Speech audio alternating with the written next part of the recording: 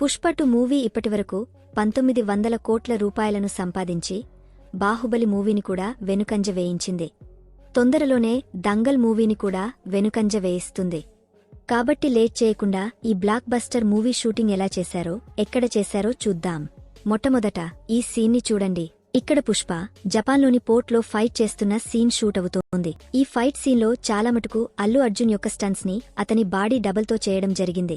మీరు అల్లు అర్జున్ యొక్క body double A విధంగా అన్ని యాక్షన్ సీన్స్ ని చేస్తున్నాడో ఇక్కడ మీరు చూడవచ్చు.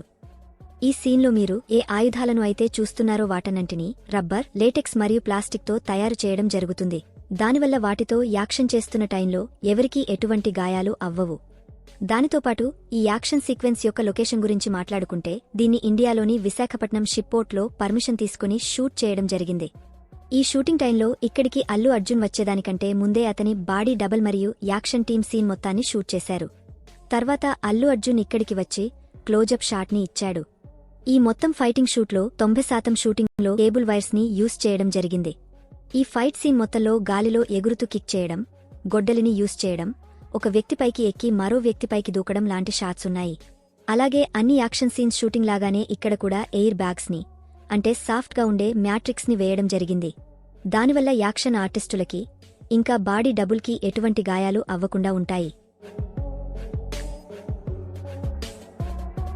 దాని తర్వాత ఈ సీన్ని చూడండి. మూవీలో ఇన్స్పెక్టర్ షికావత్ గన్తో కాలుస్తూ ట్రక్స్ అన్నిటినీ కింద పడేస్తూ ఉంటాడు. ఇప్పుడు మీరు ఏ ట్రక్ని అయితే చూస్తున్నారో అది రియల్ ట్రక్. దీన్ని స్టంట్ మ్యాన్ ద్వారా ఈ విధంగా గాల్లో ఎగరేలా చేయడం జరిగింది. కేవలం ఈ ఒక్క ట్రక్ మాత్రమే కాదు, ఈ మూవీలో చూపించిన ట్రక్స్ అన్నీ కూడా రియల్. దీనికోసం డైరెక్టర్స్ కుమార్ డిఫరెంట్ సీన్స్ కోసం దాదాపుగా 50 ట్రక్కులను కొన్నాడు. ఇక్కడ మీరు నదిలో ట్రక్కి సంబంధించిన ఈ సీన్ని ఏ విధంగా షూట్ చేస్తున్నారో చూడండి. దీని గురించి నేను మీకు ఇంతకుముందు వీడియోలో కూడా చెప్పాను. ఈ సీన్ని మార్నింగ్ టైంలో షూట్ చేయడం జరిగింది. దాని తర్వాత ఈ సీన్ని విఎఫ్ఎక్స్తో నైట్ టైంలో సీన్ లాగా కన్వర్ట్ చేశారు. ఈ మూవీలో ట్రక్కులకు సంబంధించిన క్లోజప్ షాట్స్ ఏవైతే ఉన్నాయో వాటిని ట్రక్ని ఒక దగ్గర నిలబెట్టి ఈ విధంగా షూట్ చేశారు. ఇక్కడ మీరు ట్రక్కి 2 వైపులా నుండి లైట్స్ని తిప్పుతూ ఉండడం చూడవచ్చు. దానివల్ల మూవీలో ట్రక్ నిజంగా కదులుతున్నట్లుగా అనిపిస్తుంది. మూవీలో ఈ ట్రక్కుకి సంబంధించిన సీన్ని చూసి ఉంటారు. ఈ ట్రక్లో చాలా ఎర్రచందనం దుంగలను ఉంచి దాన్ని గాలిలో ఎగరేస్తారు. అయితే నిజమైన చందనం దుంగలను ట్రక్లో ఉంచి ఇలా చేయడం ఇంపాసిబుల్ అన్న విషయం మీకు తెలిసే ఉంటుంది. ఈ షూటింగ్లో థర్మకోల్తో తయారైన చందనపు కర్రలను యూజ్ చేశారు. ఇక్కడ మీరు ముందుగానే ఒక అచ్చులో వేసి థర్మకోల్కి కర్ర షేప్ని ఏ విధంగా ఇస్తున్నారో చూడవచ్చు. దాని తర్వాత దానికి ఉన్నటువంటి అవసరం లేని పార్ట్స్ని కట్ చేసి వాటికి కలర్ వేయడం జరిగింది. ఆ కలర్ ఆరిన తర్వాత మనకు అవి చూడ్డానికి అచ్చం చందనపు కర్రల్లాగానే అనిపిస్తాయి. ఇవి వెయిట్లో కూడా ఎంత లైట్గా ఉంటాయి అంటే ఒక చిన్న పిల్లవాడు కూడా వీటిని చాలా ఈజీగా లేపగలుగుతాడు. అందువల్ల వీటిని ట్రక్లో ఉంచి స్టంట్ మొత్తాన్ని షూట్ చేయడం చాలా ఈజీ. వీటి క్వాంటిటీ గురించి మాట్లాడుకుంటే ఇలాంటి ఒక 1000 కర్రలను తయారు చేయడం జరిగింది. వీటిని మూవీ మొత్తం అవసరమైన సీన్స్ కోసం యూజ్ చేశారు. దాని తర్వాత నేను మీకు శ్రీవల్లి అంటే రష్మిక మందానాకి సంబంధించిన షూటింగ్ సీన్స్ని చూపిస్తాను. ఈమె చిన్న చిన్న సీన్స్ కోసం కూడా గంటల తరబడి ఏ విధంగా కష్టపడాల్సి వచ్చేదో చూపిస్తాను. ఇక్కడ మీరు రష్మిక తనకి ఇచ్చిన డైలాగులు రాసుకుంటూ ఉండటం చూడవచ్చు. ఆమె తన ఇంటర్వ్యూలో కూడా నేను డైలాగ్స్ని రాసుకుని గుర్తుంచుకోవాల్సి వస్తుందన్న విషయం చెప్పింది. ఇంత కష్టపడినందుకు రష్మిక మందానాకి ఒక చిన్న లైక్ చేద్దాం. ఇక్కడ ఈ సీన్ని చూడండి. ఇక్కడ షికావత్ ఎర్రచందనం కర్రలకు నిప్పు పెడతాడు. ఎందుకంటే అతను పుష్పకి సంబంధించిన అసలైన మాల్ని పట్టుకోలేకపోతాడు. కాని మీరు ఇక్కడ ఈ సీన్ని షూట్ చేస్తున్న టైంలో ఒక వ్యక్తికి మంటలు అంటుకోవడం చూడవచ్చు. మిగిలిన పోలీస్ వాళ్లు అతని మంటలను ఆర్పేయడానికి ట్రై చేస్తారు. కానీ ఇది షూటింగ్ టైంలో జరిగిన ఏదైనా యాక్సిడెంటా లేదా షూటింగ్లో భాగమా అన్న విషయం నాకు తెలియదు. ఒకవేళ మీకు ఈ సీన్ గురించి ఏమైనా తెలిస్తే కామెంట్లో తప్పకుండా చెప్పండి.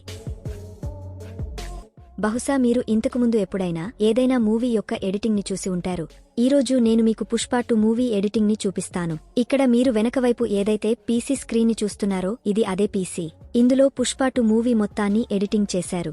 ఇక్కడ మీరు కింద టైమ్ లైన్ని కూడా చూడవచ్చు. ఇందులో ఎన్నో కట్స్ని మరియు కీ ఫ్రేమ్స్ని ఎలా యాడ్ చేశారో చూడవచ్చు. ఇందులో పుష్ప 2 మూవీని స్టార్టింగ్ నుండి ఎండింగ్ వరకు ఎడిట్ చేయడానికి దాదాపుగా 6 నెలల టైం పట్టింది. చూడటానికి మీకు ఇది చాలా ఈజీగా అనిపిస్తూ ఉండవచ్చు. కానీ ఎడిటింగ్లో కలర్ బ్లెండింగ్ ఎఫెక్ట్స్ని విఎఫ్ఎక్స్ని ఇంకా ఎన్నో యాడ్ చేయాల్సి వచ్చింది. అందువల్ల ఎడిటింగ్కి 6 నెలల టైం పట్టింది. దానితోపాటు ఈ క్లిప్ కూడా చాలా వైరల్ అవుతోంది. ఇందులో షికావత్, పుష్ప మాల్ని పట్టుకోడానికి వెళుతూ ఉంటారు. ఆడియన్స్ ఈ సీన్ని చూసి షికావత్ పుష్ప ఎర్రచందనం మాల్ని పట్టుకోకపోవడానికి కారణం వీళ్లు మధ్యలో ఆగి రీల్స్ని చేస్తూ ఉన్నారని సరదాగా అన్నారు. ఇక్కడ ఈ సీన్లో పుష్ప షికావత్ వెహికల్ని ఢీకొట్టి నీటిలోకి తోసేస్తాడు. దానివల్ల ఇద్దరి మధ్యలో మాటమాట ఎంతగా పెరుగుతుంది అంటే ఒకరిమీదకి ఒకరు బుల్లెట్స్ని షూట్ చేసుకోబోతారు. ఈ పూల్కి సంబంధించిన సీన్ని హైదరాబాద్లోని రిసార్ట్లో పర్మిషన్ తీసుకుని షూట్ చేశారు. ఇక్కడ మీరు ఆ సీన్ షూటింగ్ అవుతూ ఉండడం చూడవచ్చు. అప్పుడు పుష్ప దమ్ముంటే పట్టుకోరా షికావత్ అని అంటాడు. డైరెక్టర్ కుమార్కి ఈ షాట్ చాలా ప్రత్యేకమైనది. అందువల్ల అతను అల్లు అర్జున్తో 5 సార్లు ఈ సీన్ని చేయించాడు. దీని తర్వాత క్లైమాక్స్లోని ఈ ఫైటింగ్ సీన్లో పుష్ప తన అన్నయ్య కూతుర్ని కాపాడడానికి వస్తాడు. ఈ సీన్ని హైదరాబాదులోని రామోజీ ఫిలిం సిటీలో సెట్ వేసి షూట్ చేశారు. చూడడానికి ఇది చాలా రియల్గా అనిపిస్తుంది. క్లైమాక్స్లోని యాక్షన్ మొత్తాన్ని సొంతంగా డైరెక్టర్ కుమారే డిజైన్ చేశాడు. ఇక్కడ అతను అల్లు అర్జున్తో ఆ సీన్ని ఎంత డెడికేషన్తో చేయిస్తున్నాడో మీరు చూడవచ్చు. దాని తర్వాత మూవీలో అత్యంత ఎక్కువగా ఇష్టపడిన ఈ గంగమ్మ జాతర సీన్. ఇందులో అల్లు అర్జున్ కాళీమాత రిఫరెన్స్ని చాలా పర్ఫెక్ట్గా ప్లే చేశాడు. ఈ సెట్ని ఎస్ రామకృష్ణ మరియు మోనిక నిగోత్రే డిజైన్ చేశారు. ఈ సెట్ కోసం దాదాపుగా 50 కోట్ల రూపాయలు ఖర్చయింది. ఈ మాట విని మీరు షాక్ అయి ఉంటారు. కానీ ఈ సీన్ని చాలా ఎఫెక్టివ్గా తయారు చేయాలనుకున్నారు. అందువల్ల ప్రతి చిన్న చిన్న విషయాలపైన కూడా ఎక్కువగా కష్టపడ్డారు. స్పెషల్గా ఈ సీన్ యొక్క background theme, highly detail costumes, ఇంకా యాక్టర్ యొక్క ఈ మేకప్. అలాగే ఈ సాంగ్లో అల్లు అర్జున్ తన కళ్లతో చాలా అద్భుతమైన ఎక్స్ప్రెషన్స్ ఇచ్చాడు. ఈ ఎక్స్ప్రెషన్స్ని famous dance choreographer Ganesh master నేర్పించాడు. ఇతనే ఈ మహాకాళి సాంగ్ని కూడా కొరియోగ్రఫీ చేశాడు. ఈ సీన్లో పుష్ప వాళ్ల అన్నయ్య కూతురు కిడ్నాప్ అవుతుంది. పుష్ప తన ఇంట్లో నుండి గన్ని తీసుకుని బయటకు వస్తాడు. ఈ సీన్స్ అన్నింటినీ హైదరాబాదులోని రామోజీ ఫిలిం సిటీలో సెట్ వేసి షూట్ చేశారు. ఇందులో అల్లు అర్జున్ చిత్తూరు మొత్తాన్ని క్లోజ్ చేసే సీన్, అలాగే టీవీ ఛానల్లోకి లైవ్లోకి వచ్చి బెదిరించే సీన్ కూడా ఉన్నాయి. అలాగే మీరు మూవీలో ఈ సీన్ని కూడా చూసి ఉంటారు. ఇక్కడ పుష్ప ట్రక్లో డూప్లికేట్ ఎర్రచందనాన్ని నింపి పంపిస్తాడు.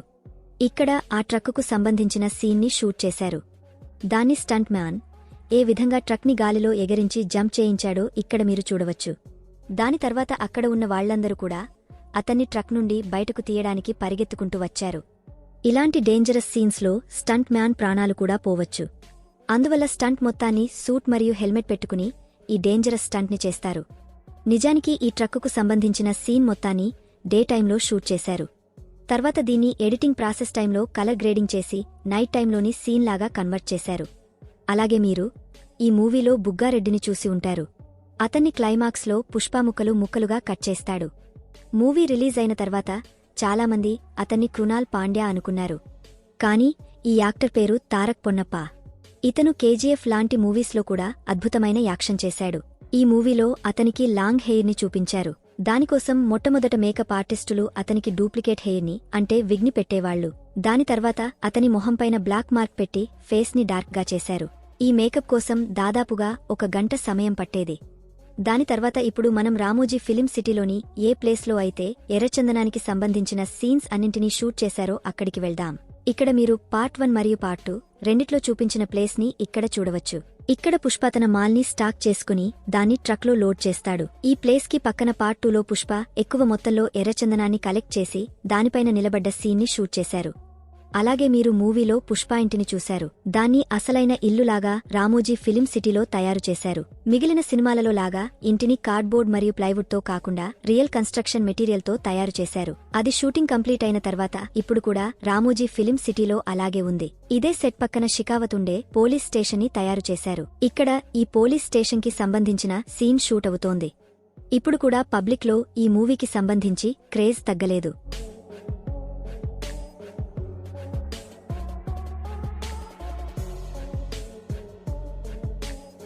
షూటింగ్ టైంలో సుకుమార్ బర్త్డే ఉండింది.